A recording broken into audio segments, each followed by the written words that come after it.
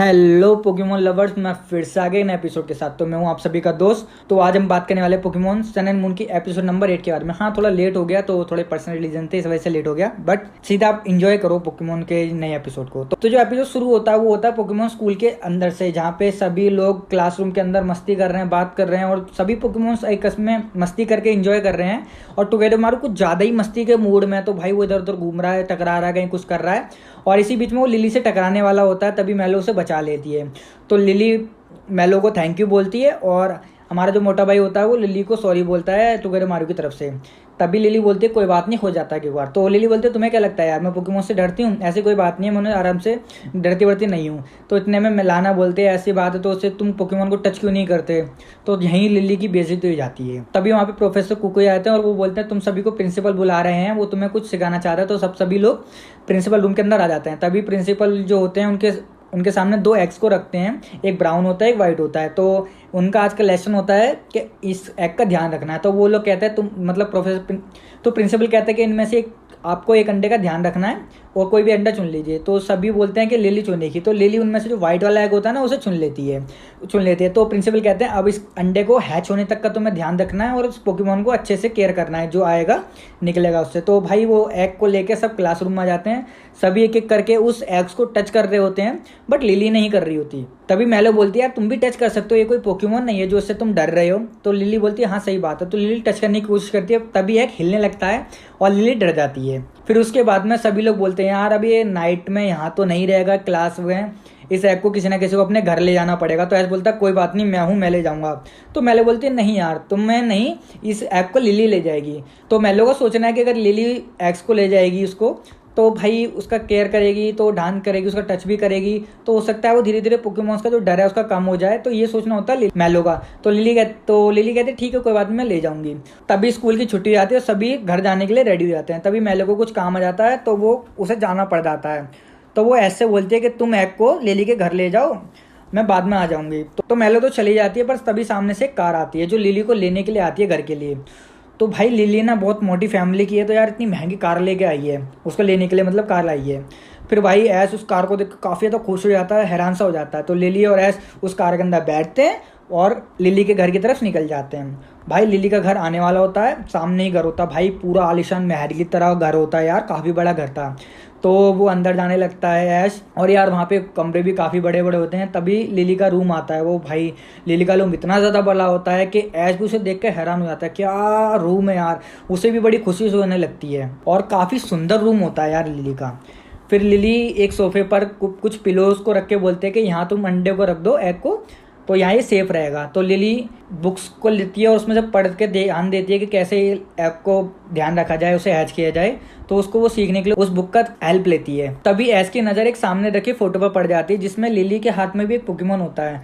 तो ऐश बोलता है तुम ही हो ना? तो लिली बोलती है हाँ मैं हूँ। तो यार तुम पहले तो शायद पोकेमोन को डरती नहीं थी, उसे टच कर लेती, तो उससे बताया था कि हाँ ऐसा कुछ होता है। तो उसके साथ में एक बंदा जो होता है ना, जो उनका टेक केयर होता है, जो उनको संभालता है, तो वो बोलते हैं, वो बताता है बहुत लंबी कहानी है, पहले ऐसा कुछ था नहीं, बट ये शुरू से नहीं डरती है, अभी आके डरने लगी थी, कुछ प्रॉब्लम हो गई थी, बट वो बताते नहीं क्या प्रॉब्लम हुई थी। वो कहता है वो बहुत लंबी कहानी है। उसके बाद में सीन जाता है भाई ऐश की तरफ, जहाँ पे वो कुछ खा रहा होता है, और भाई इतनी भुक्कड़ तरीके से खा रहा होता है जैसे कि उसे लग रहा है फर्स्ट टाइम कुछ खा रहा है। तो फिर ऐश लिली से बोलता है कि ठीक है अब तुम्हारी एक प्रैक्टिस की जा जाएगी पोकेमोन टच कराने की। तो ऐश पिकाचू को आगे रख देता है और बोलता है तुम इसे टच करो, इसे तो तुम जानते हो। तो लिली बोलती है ठीक है, धीरे धीरे उसको बड़े डरते रहते तो टच करने की कोशिश करती है, पर पिकाचू क्या करता है अपना सर को आगे कर देता है लिली के आगे और बोलता है तुम टच कर लो। भाई लिली डर के मारे उछल जाती है।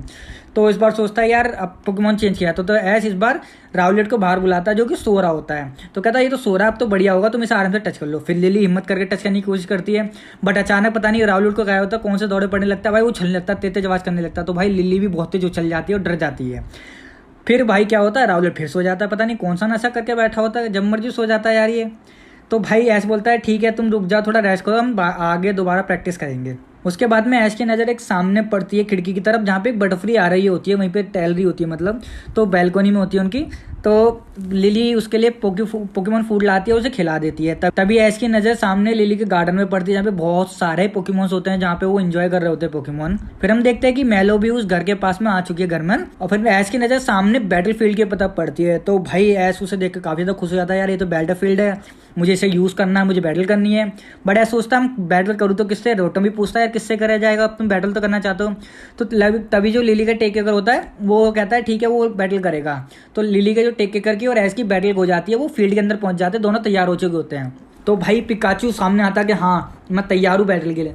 तो ऐश उसे पकड़ता है, बोलता है रुको जरा सब्र करो, तुम्हारी बारी नहीं है। तो ऐश उसे पिकाचू को वापस बुला लेता है, कहता है इस बार बारी राउलेट की है कि वो राउलेट से लड़ना चाहता है। तो ऐश तो अपना राउलेट को चुन लेता है और जो सामने से जो उनका वो होता है पम और इनिको होता है, ऐसे कुछ नाम है इसका, तो इसको चुनता है। तो भाई हम इस आज के लिए इसे पम ही बोलेंगे क्योंकि नाम इसका ऐसे थोड़ा है। तो भाई दोनों की बैटल शुरू हो जाती है। लीफ स्टॉर्म से अटैक करता है और पम उसे डांस करते करते डॉज कर लेता है और उसके बाद में बिजली का झटका भी मारता है। उसके बाद में दोनों फिर अटैक करते हैं और दोनों आपस में टकरा जाते हैं। फिर उसके बाद में दोनों अटैक करते हैं सेम, बट इस बार टकरा तो जाते हैं, बट ऐश का जो राउलेट होता है भाई इतनी जबरदस्त तरीके से हिट करता है, अपने पैर को किक करता है, भाई दूर जाके गिरती है पम और काफी दूर धक्का लगता है। तो पता चलता है हाँ यार राउलेट में काफी दम है। फिर दोबारा राउलेट अटैक करने की कोशिश करता है, पर इस बार फिर पम डांस करके उसे डॉज कर लेती है। और इस बार फिर दोबारा थंडर शॉक अटैक करने की कोशिश करती है, पर इस बार राउलेट उसको अपने आप को बचा लेता है उससे। फिर उसका बाद में फिर एक पम कुछ तरीके से डांस करने लगती है और उसकी तरफ से एक स्मेल टाइप में पता नहीं क्या पाउडर टाइप में निकलने लगता है, जिसकी वजह से नींद से आने लगती है यार, मतलब आलस आने लगता है। तो ऐश भी काफी आलसी हो जाता है। तभी हम देखते हैं कि राउलेट तो सो चुका है। तो उसके बाद में भाई पम मारता है और एक दो डबल स्लैप मारते हैं, एक यहाँ से थप्पड़ है वहाँ से थप्पड़ है। भाई राउलेट ऊपर उड़ते हुए जाता है और उड़ते हुए जब नीचे गिरता है ना, वो सीधा मेलो के सर पे गिरता है और भाई दोनों को दिन में तारे नजर आ जाते हैं। तभी हमें पता चलता है कि मेलो भी ऐश के पास आ जाती है, वहीं की तरफ होती है। तभी हम देखते हैं कि लिली की चिल्लाने की आवाज़ आई हुई है। तो लिली के पास सब भागते हुए जाते हैं और हम देखते हैं कि लिली के पास एक पोकेमोन आ चुका है शायद, जिससे वो काफ़ी ज़्यादा डर रही होती है। और भाई इससे डरना तो सही भी है यार, लग भी छिपकली जैसा रहा है और लड़कियाँ डरती भी है।